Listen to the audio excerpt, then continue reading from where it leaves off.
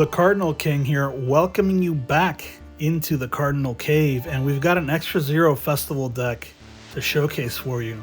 Before we get started with the breakdown and the example duels, I want to tell you guys that if you're a beginning player or you're just starting with the game, this loner deck, the Floowandereeze Travel Diary deck, is fantastic. You're going to win a lot of games with this deck, so if you don't have the URs or the SRs necessary to build this deck, you can just start off with this example deck and win a lot of games.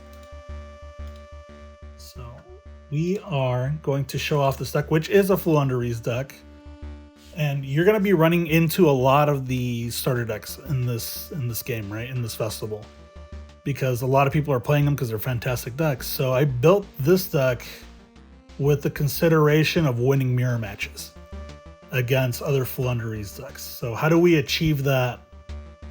Starting with cards that aren't the standard Floowandereeze cards.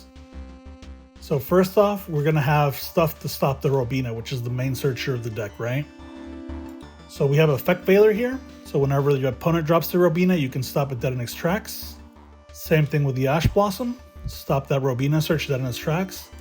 And the Ghost Ogre is particularly good in this deck because you can stop both the Robina and the Magnificent Map.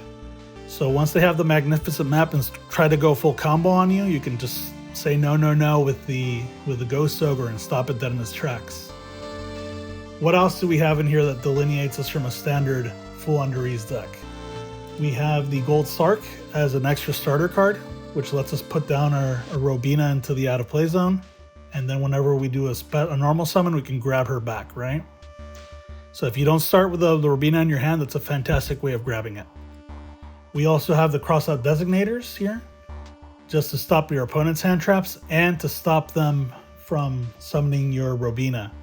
So you can you can lay that down almost as if it was a trap card, and then whenever it's their turn and they try to summon their full combo and go Robina on you, you can activate the Crossout Designator, toss your Robina out to the out of play zone, and then during your turn you can get her back.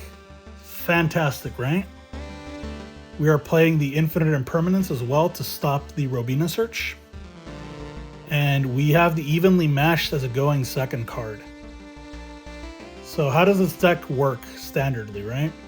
So typically you want to start off with the Robina, which is a starter card. So it's a one card starter, right? The Eaglin, not so much. Really good card, not a one card starter. So typically what would happen is if you start with the Robina, or if you start with the map and no Robina, you can play the map. You can show off one of your Floowandereeze cards in your hand, right? Any of these guys. And then you can remove the Robina from play and special or normal summon. You're going to be normal summoning a lot, by the way. Normal summon that Floowandereeze card and get the Robina back in your hand. Then you can normal summon the Robina and start your full combo, right? So the typical combo is once you get the Robina in your hand, so you either start with it or get it with a map. You go into the Eaglin. The Eaglin grabs either the Mist Valley Apex Avian or the Ryza or the M-Pen, which is a really good card, by the way. Great Floodgate. And then you tribute summon those cards, both the Robina and the Eaglin. And then as soon as you tribute summon those cards, you can grab them back into your hand. Fantastic, right guys? And if you have the M-Pen, you can use him to either grab the map if you didn't start with it, or grab this guy, the Unexplored Winds.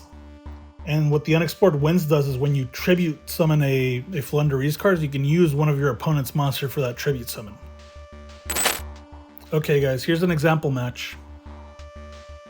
So we are going to go into the map. We already have the Robina, right? So we'll activate the effect of the Robina, grab the Eaglin. We'll play the Eaglin.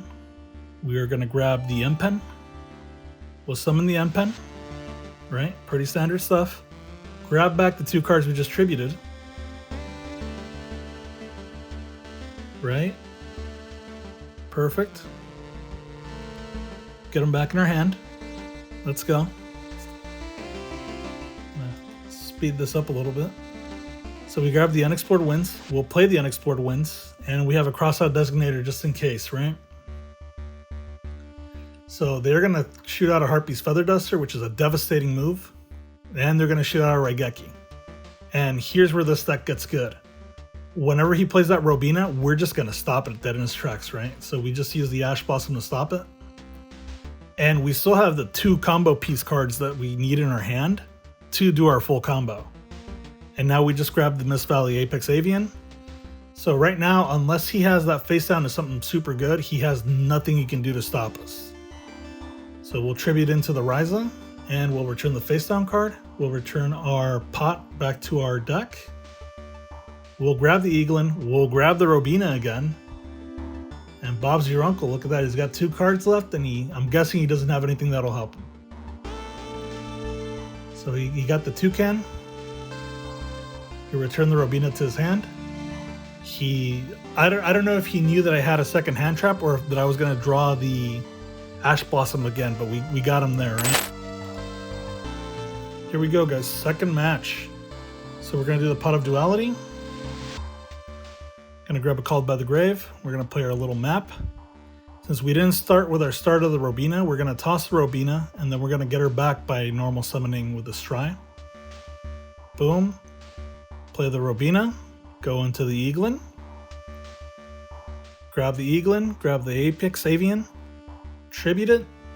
So now we have a negate on the board, and we can grab our 2 starters back. And we're going to play down a evenly matched just in case they got anything sneaky.